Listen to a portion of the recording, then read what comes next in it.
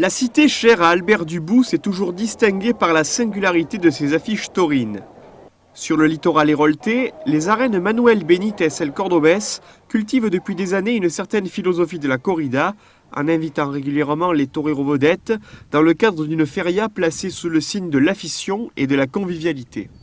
La feria de la mer, 13e du nom, a été rendue publique vendredi soir au cœur de la salle bleue de Palavas-les-Flots, mêlant ambiance de fête et blé en herbe taurin.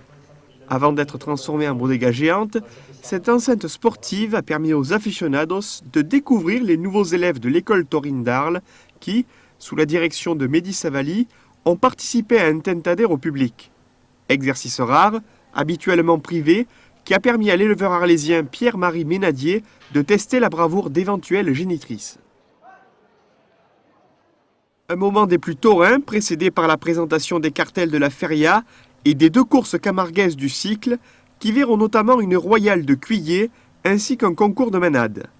Une édition 2010 également marquée par le retour à Palavas-les-Flots d'un certain 5e calife du Toreo. Bien sûr, Manuel Benítez, comme je le disais, a fait sa dernière corrida en costume de lumière à Palavas en 2004 et il revient 6 ans après en tant qu'apoderado de son fils dans les arènes qui portent son nom. Donc Palavas et El Cordobés, c'est une vraie histoire qui se continue et on espère que tout se passera bien pour son fils cette année.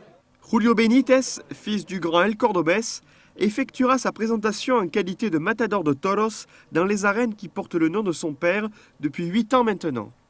Le blond torero natif de Cordoue affrontera pour la première fois de sa carrière les taureaux de Robert Margé, au même titre que deux vedettes de la tauromachie, Enrique Ponce et El Juli, pour une grande première dans l'histoire de la France taurine. C'est extraordinaire parce que deux grandes figures de la tauromachie espagnole qui tuent pour la première fois une corrida d'un éleveur français, c'est formidable pour l'élevage français en général. Ça montre qu'en France, il y a des éleveurs qui font les choses comme il faut. Je ne suis pas le seul, il y a d'autres confrères à moi qui font du très très bon travail et ça va payer, j'en suis certain. Un avis également partagé par le directeur des arènes de Palavas-les-Flots, dont l'idée du cartel avait germé à la suite du dernier triomphe héroltais d'El Juli. C'est la première fois que deux figures del torero espagnol vont tuer une corrida française et j'espère que ça marquera l'histoire. On avait parlé avec El Juli l'année dernière, le soir de la corrida du 8 mai. On était parti sur un pourquoi pas, et un pourquoi pas s'est transformé en monter une corrida. Et avec Enrique Ponce en plus dans ce cartel, donc ça va être une belle soirée, une belle journée en tout cas. Vous avez mis la pression à Robert Margé là? Je crois qu'on n'a pas besoin d'y mettre, je crois qu'il a tout seul la pression.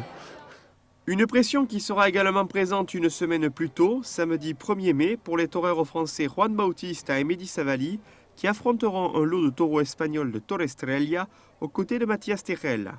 Signe d'une feria jeune qui se veut plus que jamais ouverte sur une grande variété de publics.